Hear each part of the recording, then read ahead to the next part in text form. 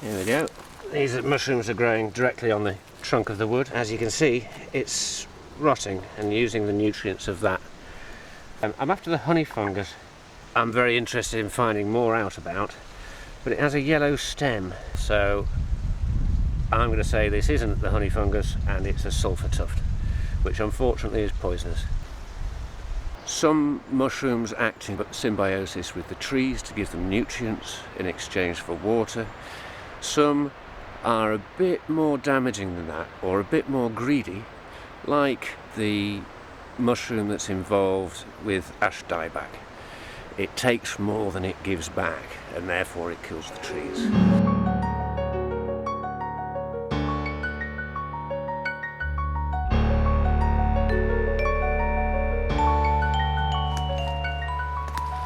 What we have here, and there is a birch polypore, named because polypore is many-holed.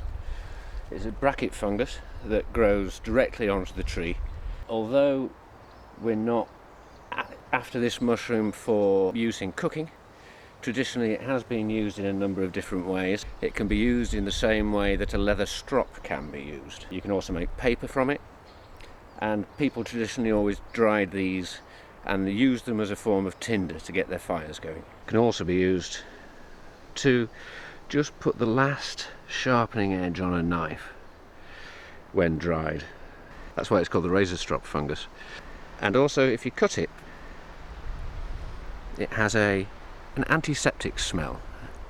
People of old reputedly used it as a form of poultice. What we've got here is a little patch of puffballs. Edible, not to everyone's taste, they're a little bit spongier. What I'm going to do is cut one off and see if it's still in its edible state.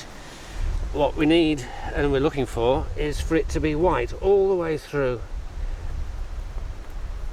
and firm. There we go. If I cut this one in half, well, they are a different texture altogether. As you can see, they don't have gills, and that one's still young enough to eat. Here we have an older example of the same mushroom.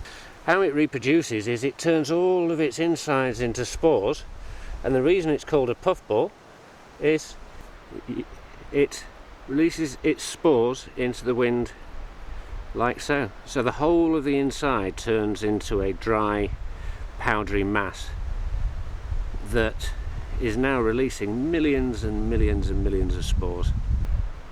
Looks like you're doing magic. A lot of it is magic. It's just one of those little things that's fascinating in nature to children, I think. Yeah, it's great, especially when you get big ones, up to football size sometimes.